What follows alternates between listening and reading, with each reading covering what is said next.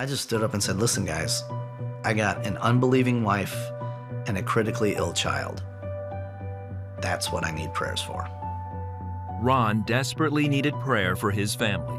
In 2016, his wife Alma gave birth to their daughter Hunter, who faced a myriad of health issues, a single kidney, a cleft palate, and a rib deformity among them.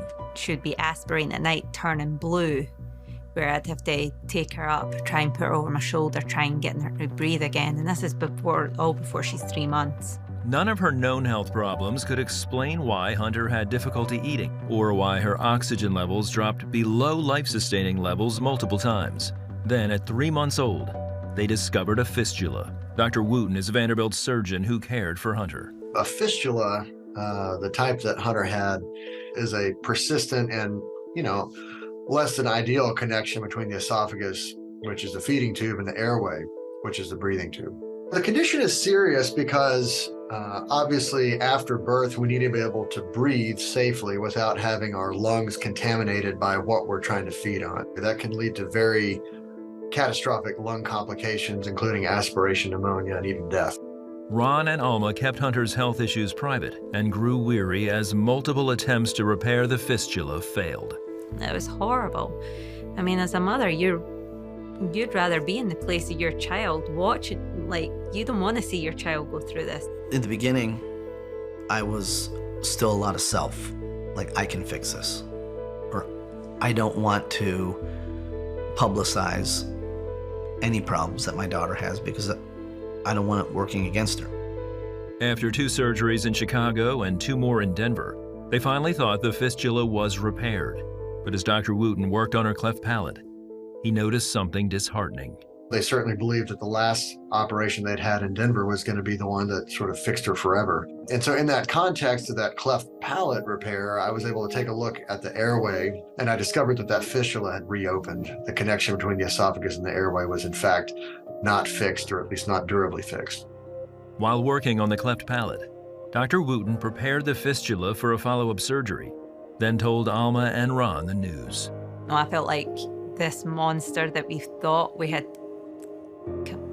that we had fought, that was gone, this monster, and I just felt it all coming back. I had to excuse myself. And at that point, we're like, oh man, we just got our, wind taken out of our sails. But it was really, I think, a God moment where he was saying, you actually really need to rely on me. You can't rely on yourself. So it was really after that we really let the guard down and really said, we need help. We're in a bad spot. That's where the real prayer and the intercession came in. I was agnostic, but I thought there was no harm in praying. And so we had people praying all over the world for her.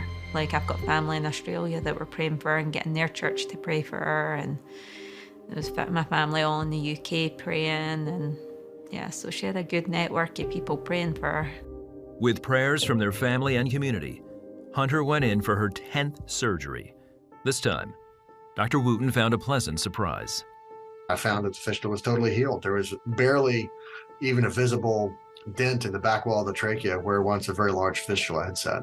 He came out the door and started talking about, the pictures. Here's her airway, here's her bronchia, here's this and that, and here's the fistula. But it's not there anymore. What do you mean it's not there anymore? Well, taken care of, it's gone. And there's a visual, right? So I'm a very visual person, charting all her medical records.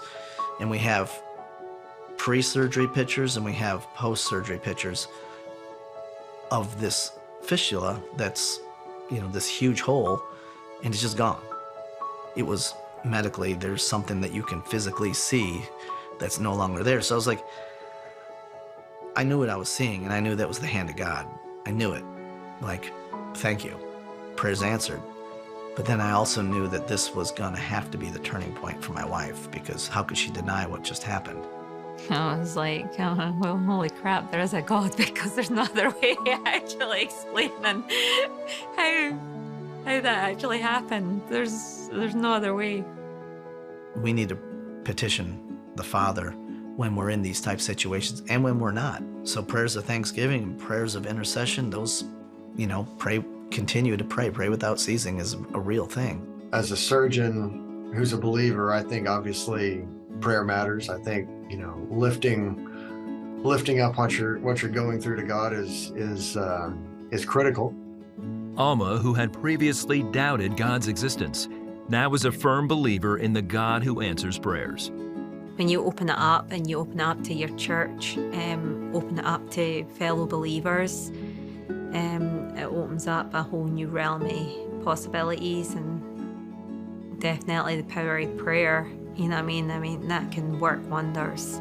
Just to know that God's walking side by side with you, and that, yeah, He gives you trials and tribulations, but He's got an ultimate plan. And It was God's answer to prayer on His time, according to His will.